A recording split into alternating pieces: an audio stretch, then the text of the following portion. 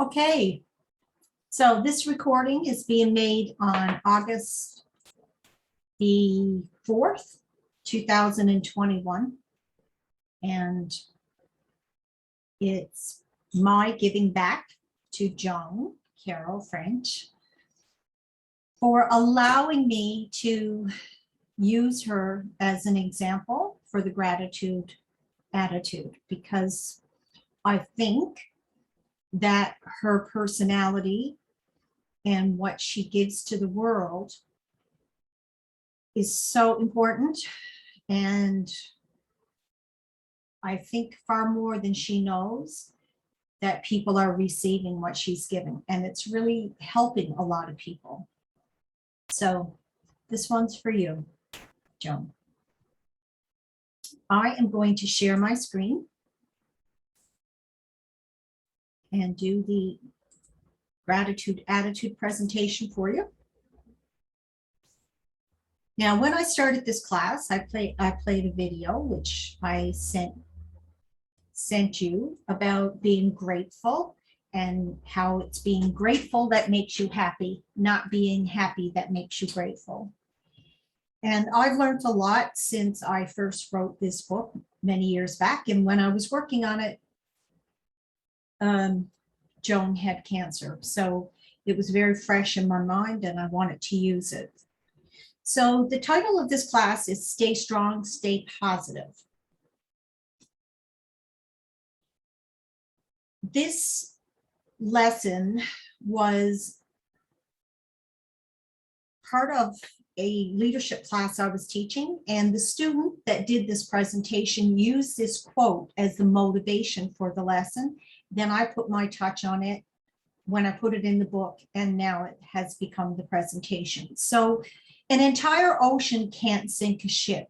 That makes sense, unless it allows the water inside. So just as the negativity of the world can't drag you down unless you allow that negativity inside, it's exactly the same thing. So if we keep the negativity out, we can't sink.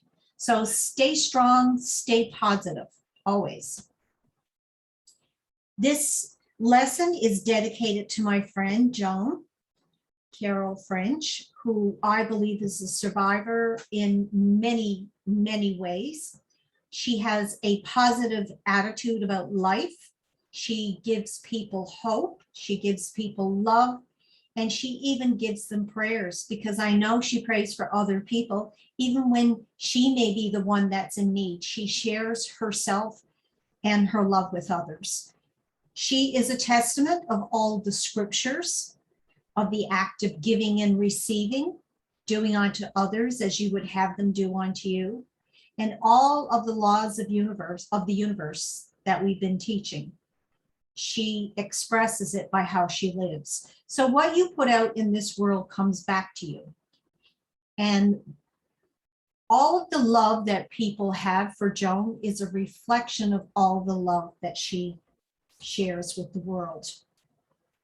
Joan Carroll is from Stephenville, Newfoundland and Labrador, Canada. And Stephenville is on the west coast of the island of Newfoundland. And it's a French community historically. And Joan loves nothing better to come home. So that's why she is standing at this sign, which is an entranceway to say, hey, welcome to Stephenville. She loves Stephenville as much, or probably more than I do. And she loves Newfoundland as much as I do as well. So the way I like to tell the story, I don't have to tell you all the little details because I don't know them all. And they're personal, so they're none of our businesses. But Miss Canada was living in Stephenville, Newfoundland, and in comes Mr. America. I think he showed up for work in Stephenville when Joan was living there. And, you know, the two shall be as one. So he packed up this little gem of a woman, couldn't believe what he had found, married her, took her off to the States to be his wife. And as I said, the two shall be as one, because Bruce is an American and Joan is a Canadian, and they share their love and all of the celebrations for both countries. The lesson in all this that we need to apply is that life is how you see it. And in previous classes, I told you that was my mom's final words. And it really changed my life. And because it's so true, you know, perception is everything. And we have to remember that everything has opposites. You know, there's good and bad, there's happy and sad, there's positive and negative. But what we have been given as a gift from God is the power of choice. Choices that we make are our choices to make. So whether you choose to be happy or you choose to be sad is a choice. Everything is external to you. Energy grows where energy goes. So where are you putting your energy?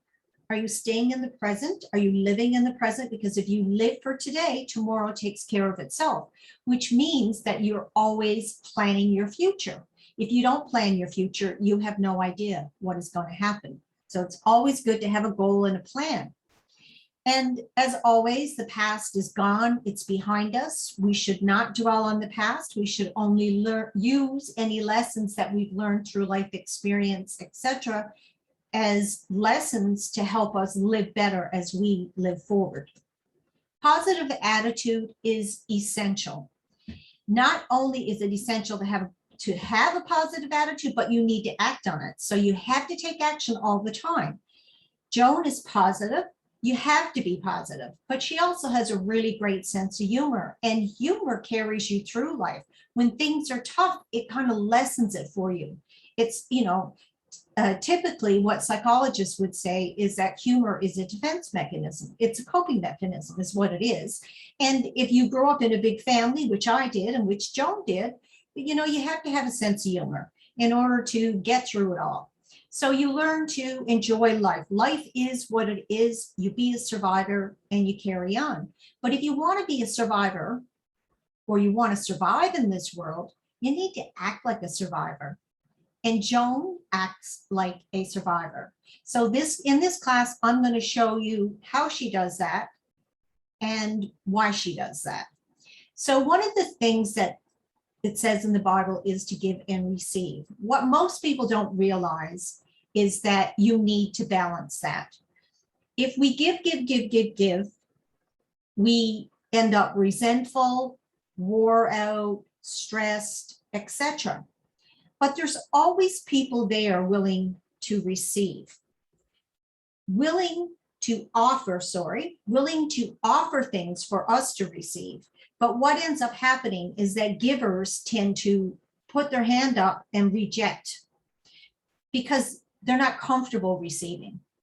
Being comfortable receiving is very difficult, especially for women, because we've been raised to believe that it's better to give than it is to receive, and it's selfish to be taking. You need to be giving, but it's very, very untrue, and we need to learn differently. We need to receive as much as we're giving, and that's how we feel balanced in life. So if you think about a relationship, give and take, give and take. If one person's doing all the giving and the other person's doing all the taking, eventually what's going to happen is that the giver is going to get very resentful and tired and stressful and just not be in the game after a while. Whereas the taker is going to go like, what's going on? You know, like you're changing, or why are you doing things differently? Because the taker is used to receiving. I'm not the best receiver in the world either, but I work on it. And the reason that I work on it is that I learned because I was a giver and it wore me out many, many times. But what I also learned is that when we receive, we are actually honoring the person who is giving to us. And when I started keeping that at the forefront of my thoughts, it made it easier for me to accept something from someone, whether it's their time or a gift or whatever.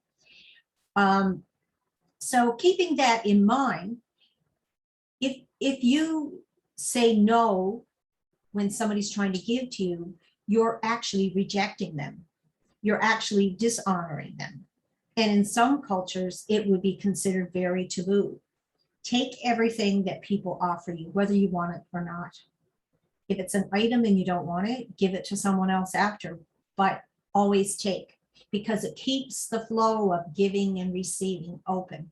And we physically and emotionally need give and receive to flow.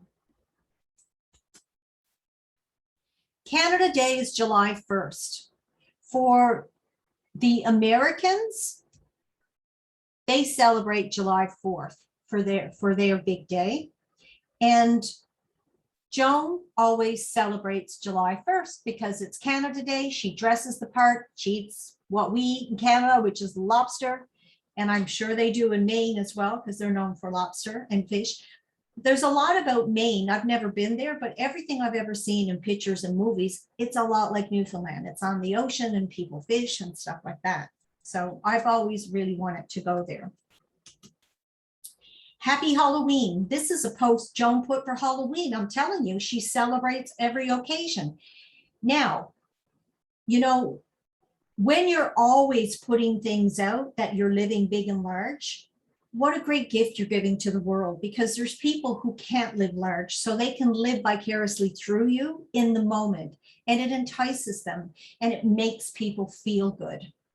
And the more you do that, the better you make people feel, and people will respond to you. When people respond to you, then you feel good. So it's a give and take situation. And Joan has always been really fabulous at that. She even wore a Molson Canadian shirt. I think they've changed the beer company name to just Molson, but you know, still it's all part of I am Canadian. I can hear her roar. You know, she's a true blue Canadian and a true blue Newfoundlander. Thanksgiving for Canadians is in October. It's the first Monday in October. And Joan never forgets to celebrate and wish her fellow Canadians happy Thanksgiving. And I'm sure she also celebrates the American Thanksgiving, which is in November, because Joan always remembers to celebrate life. She celebrates every occasion, and that is a gift. She also celebrates Christmas in her fine Canadian colors. And again, her Facebook posts reflect a person who lives each day to the fullest. They even have these two little ornaments, Canada and the US. You know, we always call Americans our cousins, you know, to the south. And now here we have them married together as a couple, standing still, standing strong, and both celebrating and loving their countries. But when life throws you lemons, what do? You make lemonade. And in true fine make lemonade style, Joan did just that when life threw her a curveball. So I'm not going to show you a whole bunch of Joan's postings while she had cancer. However, I think this picture just sort of sums up how she was doing and what she was doing while she had cancer. And this is what really got my attention. In her style of giving, what she did was she was giving out positive attitude. Even though she was sick, she was still putting out positive posts. She was providing hope and love and prayers for others, those who probably needed it themselves, even though she needed it as well. She checked on friends in need. I remember she asked me about how my sister was, because my sister was going through cancer at the same time. And, you know, she was asking, I think I had two sisters that had cancer at the time. But the point is that she wasn't just stuck within herself, because what happens for us to get depressed and everything is when we internalize our emotions. We're internalizing what's happening to us. You know, everything we have is within us, so we have to let it out. If we keep it in, it festers. Okay, so we want to keep that in mind. Joan encouraged others. Every opportunity she gets to encourage other people, she does. She gives love to other people. She continues to post positive messages even while she's going through chemotherapy. She walked through her treatments with her pictures and her humor and, videos and everything. She sang her way through chemo and radiation. She always she didn't display, oh, look how horrible all of this is, even though I'm sure she probably felt that at times. But what she did was she created some really great moments that other people could be inspired by and feel love and be able to give it back to her. Because hundreds of people replied to her posts by sending her messages on Facebook. All of those offerings of encouragement and love were there. Now, that's a positive thing when you're sick, to be able to read all that back. And if you're too sick, somebody will read it back to you. So that is a great way to deal with something and feeling alone, especially being in another country. Even though she had the love and support of her husband, she still needed home, because Joan has a heart for home, and home is Stephenville, Newfoundland. So stay strong and stay positive is the theme of the day. Act like a survivor. And that's what Joan did. And this picture was taken after she got out of the hospital. And I remember her posting this, and that was the actual moon. And, the posting that she put it with, stronger than cancer. All I could think is her saying, I am stronger than cancer. You're not getting me. And with that kind of strength and her positive attitude, she beat cancer. So, that's wonderful, 100% wonderful. She knows how to take on the lemons and make lemonade, and that's important to remember.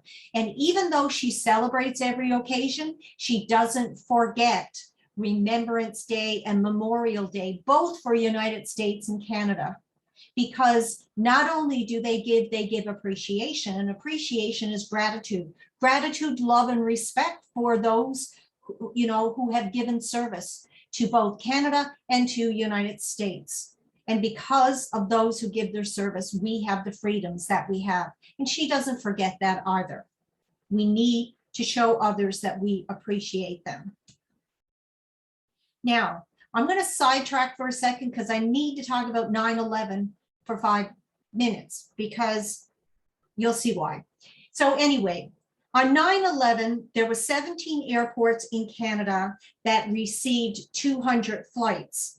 And each of these planes represent an airport in Canada that received flights. This little island here is Newfoundland. And just look, we used up all our 4 airports plus Goose Bay, which is in Labrador, because the province is called Newfoundland and Labrador. Newfoundland's the island, Labrador's the northern coast that is attached to Quebec, but this piece of land is ours.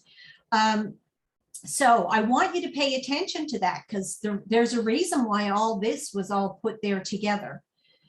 And I'll tell you about that now.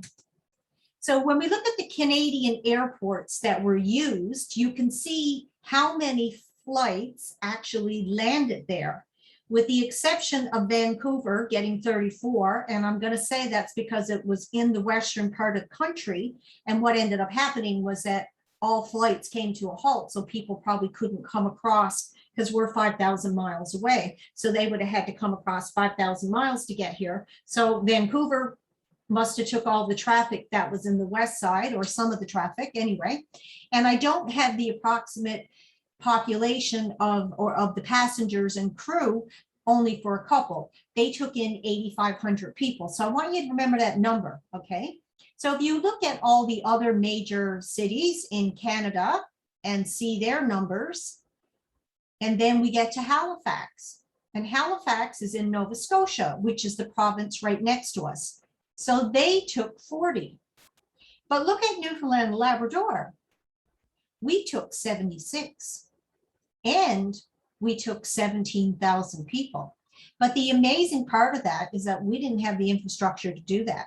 We don't have major hotels and all of that. This is 2001. Most of the communities they landed in, some of them may have had 1 hotel, 2 at tops.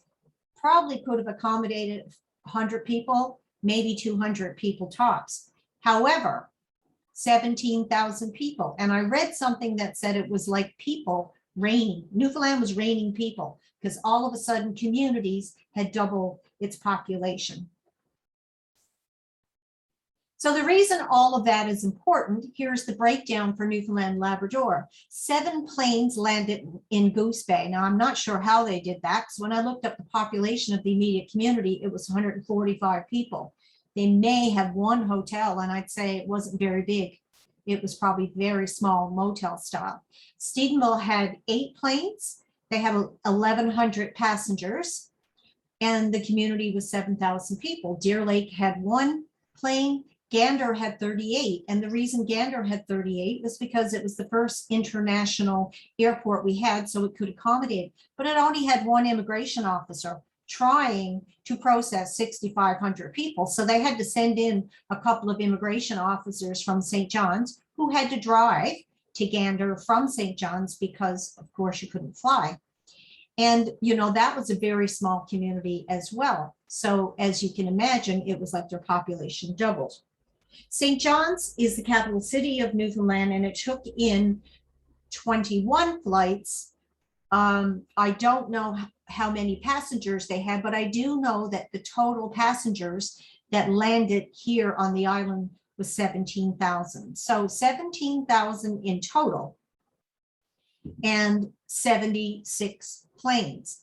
Now, the reason I have this number here, 118,000, is because if you add up the populations of the communities where these 17,000 people landed, it was actually around 118,000. The total population in Newfoundland at the time was 513,000, but we have, you know, over 500 communities that are spread throughout the island, because most communities are just small fishing communities, because Newfoundland's history was based on the fishery. So all of this is important because it tells you the type of people we are in Newfoundland and Labrador. So one of the reasons that all those planes went to Newfoundland and Labrador, a lot of people don't know this, but they were diverted here because I'm going to assume it was the Canadian government or whoever within Canada that had to make those decisions.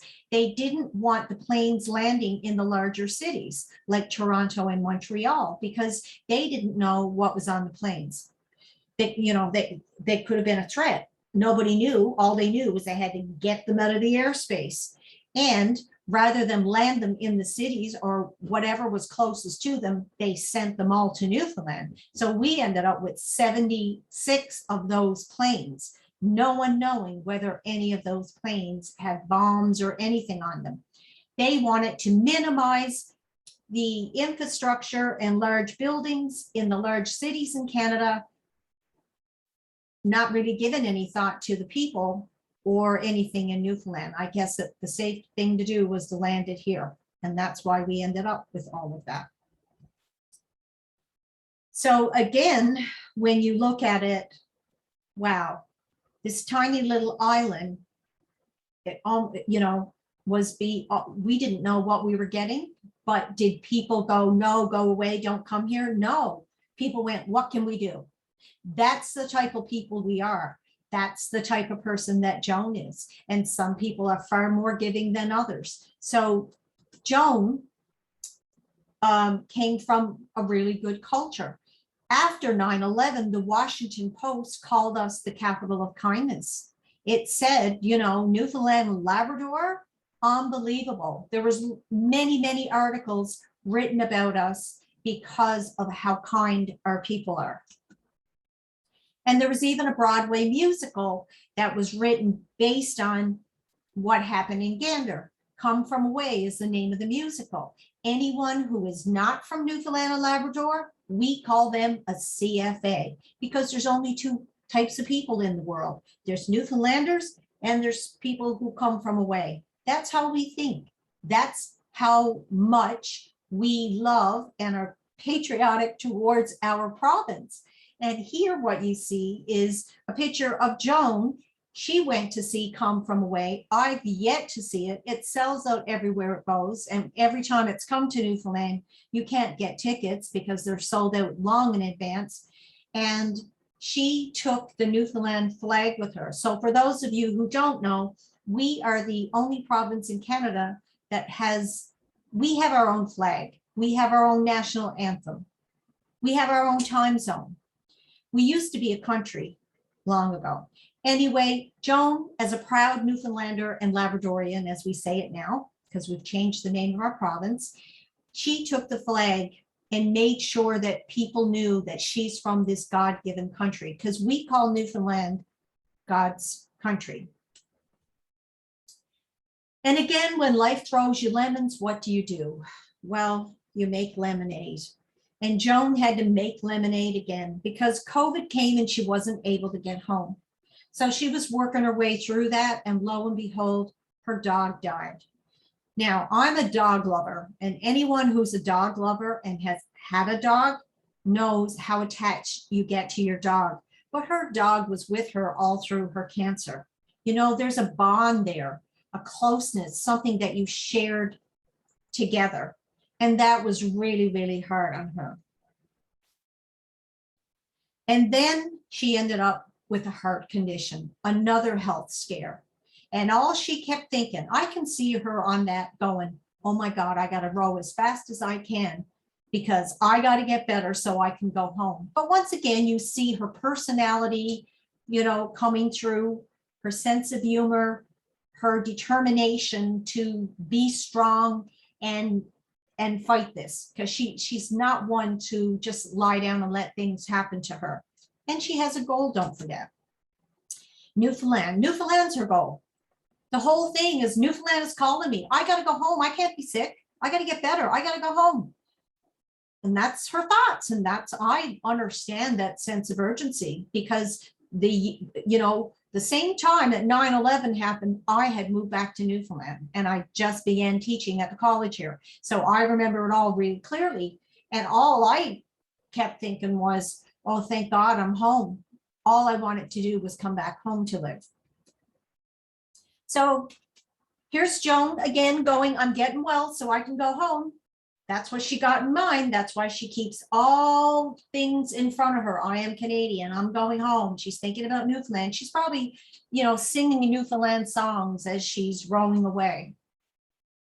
And then she got on her little mask kick. And her little mask kick was, listen, boys, you have to wear your mask so I can go home. I want to go home. Wear your mask. Now, I think that's a great post, great sense of humor, great message. And she kept it up. Wear your mask so the borders will open. Her children and grandchildren live in New Brunswick. She hadn't seen them in a year and a half, let alone go home to Stephenville where all her friends and some of her family are still there. So here she was in fine style. Wear your mask.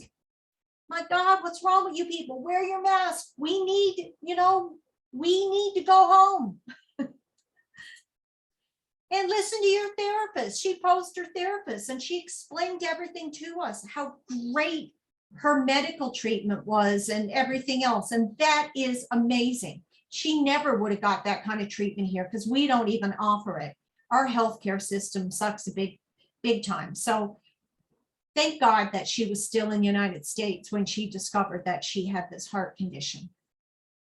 And you know what? Everyone needs a support team. And her husband, Bruce, he supported her all through cancer. He loves and supports her every step of the way. And he allows her to put it on Facebook. So here we are with a note from Bruce, to Joan. And the message in that is it personal?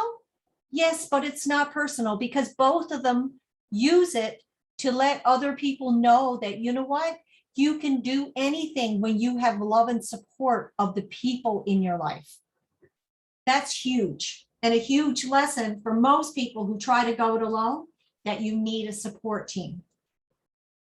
You need to be grateful for your life. And Joan is grateful for her life. I know it. I feel it in every post, in every tinge of my heart and soul. I can feel Joan. And Joan is going to get home. Other lessons that came out of the gratitude attitude came from a student that I called Fireweed, because the students were disguised in my book to protect their identity. So I use wildflowers of Newfoundland and Labrador, and one such wildflower is fireweed. And what she said, you know, was say something positive to people every day. And that's what Joan does. She puts positive posts on Facebook. She speaks positively to people. When people see her, they know she's excited to see them. She's going to give you the biggest hug and kiss you ever got, and you know that she's happy to see you. That's the type of person she is. That's what she puts out into the world. Make, you know, when you put a positive post on Facebook, you're making their day. Or if you act positively towards people when you see them, you're making their day. And not only that, you're giving them encouragement, right? Some people need encouragement. And you may have just given them that little bit of encouragement that they need that day. Sometimes it's the smallest things that can mean the most. Train your brain to think positively. And the way you do that is look for the good and the bad, because life is not all about good. Life is life. It's real. It's how we deal with the things that are thrown at us. Okay. So focus on the good. Because when you find the good, even in the bad, and you put your energy on the good, your life is going to improve. Your life is going to be better. What you do is you learn the lessons that we need to learn when we're going through bad experiences. And the way we do that is we make good memories from it. So just like Joan was making and creating all these great memories, you know, she wasn't showing us all the bad part about going through cancer or her rehab and all of her issues. She was putting it out in a light that, you know what, made it palatable for people to get the message that they needed to get. And on top of that, you know, it's the same thing when my mother passed. I remember how grateful I am that we were able to spend time with her and that all of her children were there with her when she transitioned. That is creating a good memory out of something that is bad. And that's what we need to do. We cannot dwell on the negative. We have to figure out what is good in this. What can I do to hold on to the good? Because the good is what's going to keep us going. Find the right people to support you, just like Joan did. Surround yourself with positive people. Weed out all the negative around you. And that negativity includes people. If you have people in your life, whether they're family or whatever, if there's a lot of negativity coming from them or you're not getting the support you need to weed them out, because they will take you down. It's a lot easier for them to take you down than it is for you to bring them up. So adopt a gratitude attitude, have positive experiences. When you're grateful for everything you have in life, you become happier, because now what you have is you have a life that you can actually see the value and see the good in it. So have positive experiences, because the gratitude attitude allows you to be more positive, because you'll see more to be positive about, and you will love positive people. You need to love positive people. You won't be able to tolerate to be in the presence of negative people. You will get to the point where you just won't be able to stand to be around them. And that's okay, because you know what? We're not meant to be with everyone forever. If people don't grow with us, then we'll grow apart, and that's life. So be grateful for what you have, and don't keep yourself down for other people. Look for gratitude everywhere in your life. Your new attitude will allow you to see what you never saw before. There is good in everything. Forgive yourself.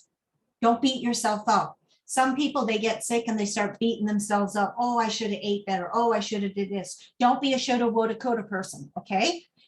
Don't beat yourself up. You're living in the present. You're dealing with whatever you have to deal with right now, and you move forward. Accept things the way they are. You know that saying, the serenity prayer, accept the things I cannot change, but have the wisdom and the courage to change the things you can. That's what we focus on. Find what gets you through the stresses of the day. Find that out. And then whatever it is, do it. Do what makes you feel good. Because if you love music, play music that you love. Don't play music to make you sad. Play music that makes you feel good. You know, if it's your senses, if you like the smell of pizza, cook pizza. If you like the smell of flowers in your house, get flowers. Whatever it is that makes you feel better rises your vibration. And anything that raises your vibration actually brings your energy level up and will bring your emotional thinking up. And when you put all that together, you are going to be doing well.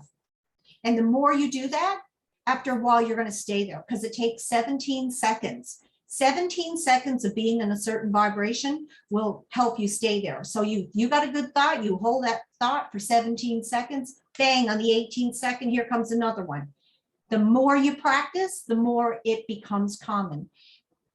The easier it becomes to deal with things when they're rough.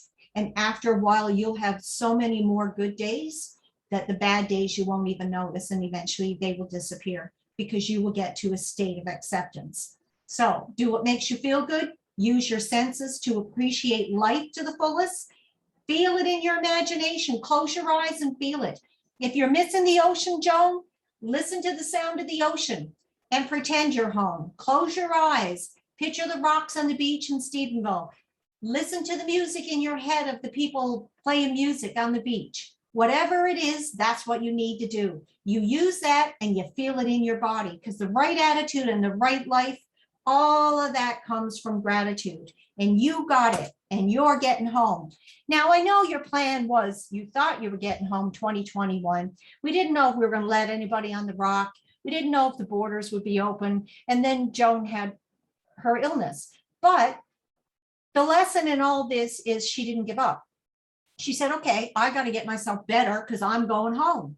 And when she found out she couldn't go home this year, she said, well, I'm going home next year. She has a plan. Everyone has to have a plan. You have to have something ahead of you that you are working towards. Always, always, always. So for her, she is getting better. She is looking forward to coming home. She's looking forward to seeing everyone, doing everything, and she can keep focused on that. That will keep her motivated. It will elevate her emotions. And when you feel good in your head, you're going to feel good in your body. And Joan, you are coming home. And whenever you come home, I am going home to make sure I see you. So my homework that I gave to everyone, including you, Joan, catch your negative thoughts. Just pretend they're like, you know, a moth or something, and then go stop. And whatever that thought was, the fact that you acknowledged it, now you got it by the tail. And then you look at it in your head and you go, nope, not going there. And then you replace that thought with a positive one.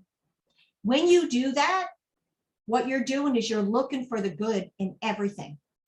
Because looking for the good in everything is what's going to keep people going. And listen, this is what I said to everyone else, and this is what I say to Joan. If Joan can sing her way through chemo, you can learn to stay strong and stay positive. Now, Joan, my message to you, you sang your way through chemo and you will get through this heart thing as well, because your heart is so big. I know that in your heart, all that's wrong with you is your heart wants to come home because that's where your heart is. So keep getting better and better. I love you. Everyone loves you. You're going to get strong enough. And please let me know when you come home because I'm going home for a hug. And at the end of the day, drop the mic, sing, and always be grateful. I love you. I love you. I love you. Bye.